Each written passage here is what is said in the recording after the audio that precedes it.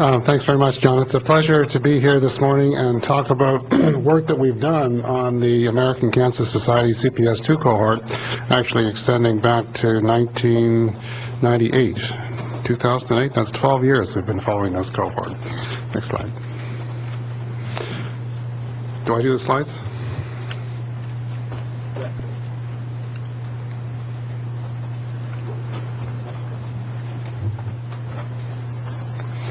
The objectives of the study were threefold. Dan Greenbaum has given a very brief overview, but the detailed objectives were to look at an assessment of confounding and modifying effects, ecologic covariates, spatial autocorrelation, and how they might impact the risk estimates. Look at more refined measures of air pollution exposure, getting down to the intra-urban scale, zip codes in particular, and to see if we could find a critical period of exposure that was most strongly related to mortality attributable to air pollution. We did have updated air pollution data for fine particles, PM2.5. Our previous analysis had focused on particulate exposures in 1980, so these data correspond to about 20 years later, circa 2000. More cities were included. The main results are shown in this slide. If you could just touch the button once. You can see here that PM2.5 is related to all-cause mortality, cardiopulmonary mortality, ischemic heart disease, and lung cancer in this study, but not in a previous study because we had a smaller number of lung cancer cases and not a significantly elevated result. But this was found in this particular study.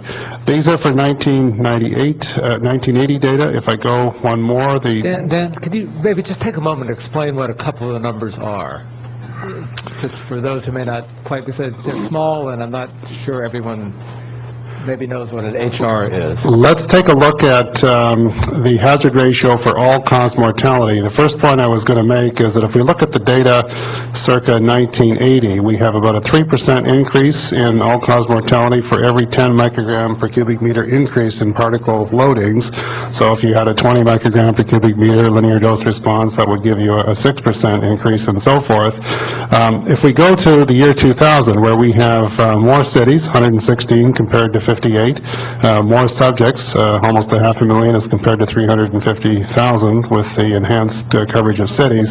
The risk estimate is almost the same, and that's pretty much comparable regardless of which cause of death we looked at, that the use of air pollution data in 1980 or 2000 didn't make a huge difference on the estimates of risk.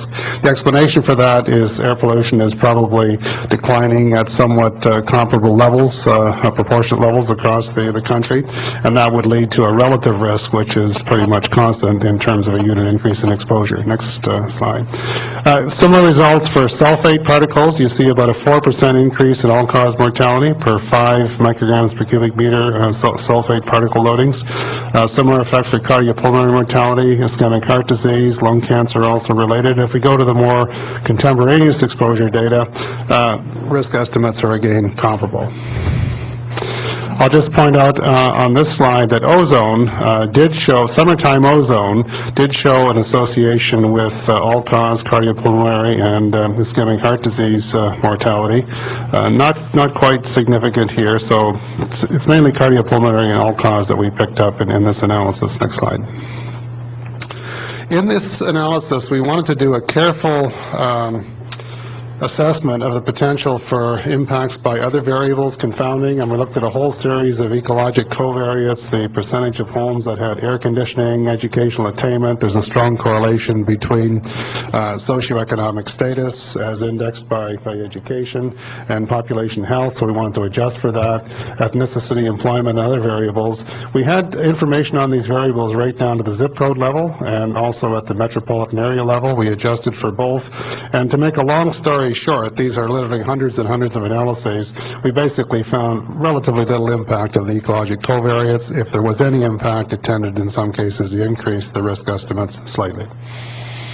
We also looked at the possibility that spatial autocorrelation could impact upon the results. If we look at two individuals in close proximity in space, they might be impacted by their common environment more than two individuals in much further separated. So we actually had a model which looked at spatial autocorrelation at the metropolitan area level, looking at different metropolitan areas around the country, at the zip code level, and using a random effects Cox model, which is one of the things that our group pioneered in the original reanalysis, we found some evidence of spatial clustering, which had the effect of increasing the uncertainty in the data as expressed by either an increased variance of the random effects or widened confidence limits on the PM2.5 risk estimates.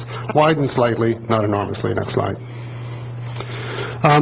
This was one part of the reanalysis that I was particularly fond of. I thought with detailed information over a 20-year period, year-by-year exposure data, people moving around the country, we'd have lots of variation in individual exposure patterns, your temporal pattern exposure going back 10, 20, 30 years, and be able to tease out, is it the last 5 years, the last 10 years, or 25 years ago that is responsible for air pollution-related mortality. And when all was said and done, we actually had insufficient inter-individual temporal variation to really identify a clear critical period of exposure. So this is kind of still an open question. How long ago in the past is exposure most relevant for mortality related to air pollution? Next slide. The intra-urban analysis, beginning with results in Los Angeles that Mike Jarrett will talk about in more detail, with a more accurate measure of exposure by focusing on smaller local areas right down to the zip code level as opposed to an entire metropolitan area, you would expect to get more accurate measures of risk. The more accurate the exposure measure, the more accurate risk estimates you'll get. And in fact, this first analysis, showed risk estimates for LA that were about 3 times greater than previous analyses that focused on inter-urban analyses of the type that I just described. We replicated these results in New York and did not find increases in most causes of death, all-cause cardiopulmonary and lung cancer, but we did find significant increases in ischemic heart disease. Next slide. Looking at the entire ACS cohort versus the cohort members in Los Angeles and New York City, there didn't seem to be any meaningful differences in the attributes of those cohort members, so we can't contribute it to differences in socioeconomic status vis-a-vis the national study. But the topography and geography between LA and New York are quite different, and our thinking is that's probably responsible for the differences in risk that we see between these two large cities. Next slide. Well, having worked on this for, I think I calculated 12 years previously, it's kind of nice to sit back and reflect what have we learned over that decade of research. I have a paper in the New England Journal of Medicine last year which says, well, when we followed the cohort through to 1989 as part of a reanalysis that Arden Pope had mentioned, we ended up with the following risk estimates for these different causes of death. So the way to read this is I think it's an increase of, I've cut off the footnote here, 10 micrograms per cubic meter, we get a 4.8% increase in all-cause mortality, confidence limits going from 2.2 to 7.6%. We get a 10% increase in cardiopulmonary mortality, 12% increase in ischemic heart disease, 5% increase in lung cancer, not significant in the original analysis because the number of lung cancer deaths was modest, no impact on other causes of mortality. If we look at Arden Pope's reanalysis, which extended the follow-up period from 1989 through to 1998, and used 2 different exposure metrics, circa 1980 and circa 2000, we get similar risk estimates regardless of which exposure data set we used. I showed that earlier today. But we also find that the original analysis with follow-up through to 1989, roughly comparable to what we got with the extended follow-up through to 1998. If we look at the most recent results in the report that I was describing in detail, we see again significant findings, risk estimates which are more or less in the same ballpark as we go from follow-up through to 1989 right through to the year 2000. So consistency and reproducibility over a series of analyses with more and more follow-up of the cohort is indicated in this slide. Next slide. The last thing I want to mention, this is my second last slide, John, is a paper that's just come out, which a number of us were involved in, which was looking at greenhouse gases.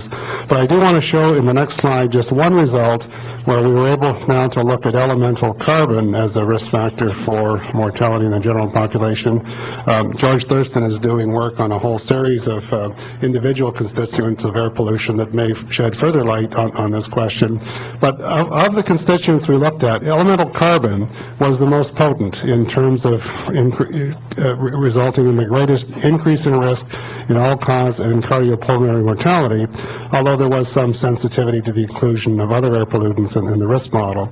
But if we look at the actual levels of air pollution across the U.S., not just sort of a fixed increase, but the increase from the 5th to 95th percentile, because sulfate is much more prevalent, it actually results in a much larger population health impact in terms of attributable risk due to that exposure, and it's also much more robust with respect to multi-pollutant adjustment. I think that's my last slide. Thank you.